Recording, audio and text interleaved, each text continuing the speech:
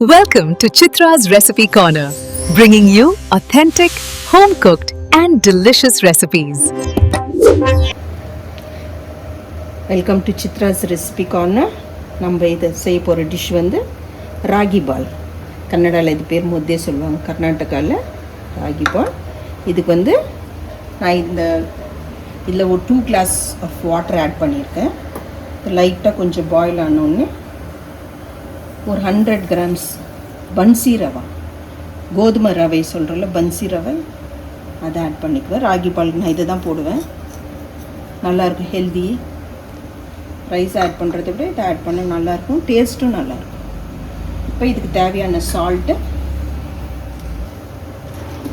இந்த மாதிரி ஒரு 1/2 ஸ்பூன் பட்டர் இதில் நான் ஆட் பண்ணிக்கிறேன். உங்களுக்கு வேணும்னா நீங்கள் நல்லெண்ணெய் கூட ஆட் பண்ணிக்கலாம், ராகி பாலுக்கு நல்லாயிருக்கும். நான் வச்சுருக்க குவான்டிட்டி வந்து ஒரு 2 to 3 பால்ஸ் வரும், மீடியம் சைஸு. 3 பேர் சாப்பிட்லாம். ஆயிடுச்சு. இப்போ இதை நல்லா பாயில், நல்லெண்ணெய் ரவை வந்து நல்லா ஒரு 50% பாயில் அவுட், அது வரைக்கும் நம்ம வெயிட் பண்ணலாம். இந்த ராகி மாவு ஆட் பண்ணுறப்ப 1 2 3. இந்த மாவு ஆட் பண்ணுறப்ப இந்த மாவு வந்து இப்படி மேலே நிற்கணும். மாவு வந்து உள்ளே சோக் ஆகிடக்கூடாது. தண்ணிக்குள்ளே போயிட்டு போதிச்சுன்னா அது மாவு பத்தலைன்னு அர்த்தம். இப்படி மேலே நின்னால் தான் நம்ம மிக்ஸ் பண்ணுறதுக்கு இது ஈஸியாக இருக்கும், ராகி பால் கரெக்டாக வரும்.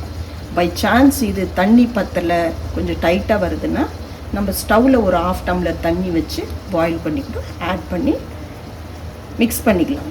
நான் அது எப்படி மிக்ஸ் பண்ணுறதுன்னு காட்டுறேன். ராகி பாலுக்கு கொஞ்சம் மாவு போட்டு ஒரு 1 மினிட் அப்படியே விடுவோம், அப்போ தான் இது வேகும். 1 மினிட் ஆகிடுச்சு. இப்போ மாவு கொஞ்சம் பாயில் ஆகிருக்கும்.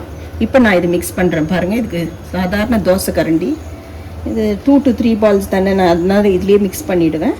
நீங்கள் பாருங்கள்.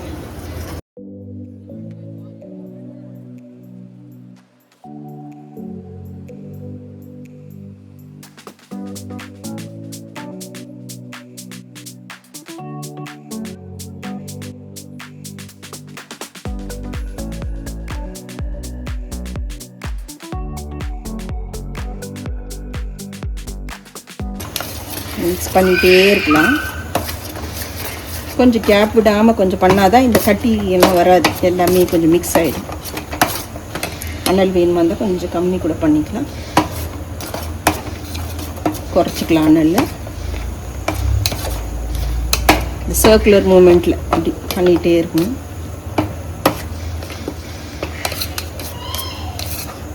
இப்போ அப்படி ஆனதுன்னு இப்போ ஸ்ட்ரெயிட்டாக பண்ணலாம். சரி,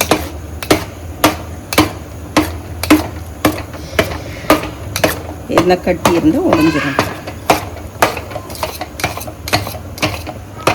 எங்கள் அப்பா தான் இந்த மெத்தடெல்லாம் சொல்லி கொடுத்தாரு எனக்கு. எங்கள் அப்பா இல்லை, அது ஞாபகம் வருது.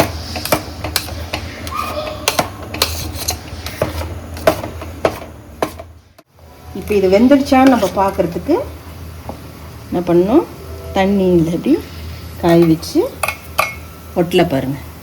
இப்படி கையில் ஒட்டாமல் இருந்தால் இந்த ராகி பால் வெந்துருச்சு. கொஞ்சம் வாட்டர் ஆட் பண்ணிக்கலாம், திக் ஆகாது. இதுக்கு எவ்வளோ தண்ணி வேணுமோ அவ்வளோ.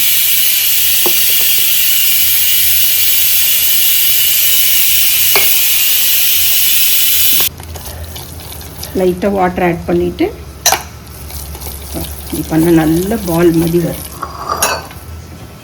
ராகி பால். ராகி பால் ரெடி. இந்த ராகி பால் வந்து நம்ம 5 to 10 மினிட்ஸ்லேயே ரெடி பண்ணிக்கலாம். ரொம்ப ஹெல்த்தியான ஃபுட்டு இது. வந்து chicken gravy, mutton gravy. Next நான் ஒரு சைட் டிஷ் தக்காளி தொக்கு போட போகிறேன், அதுவும் ரொம்ப நல்லாயிருக்கும்.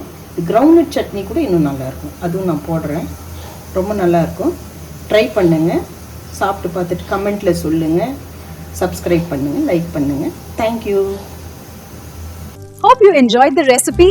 See you next time on Chitra's Recipe Corner. Bye-bye.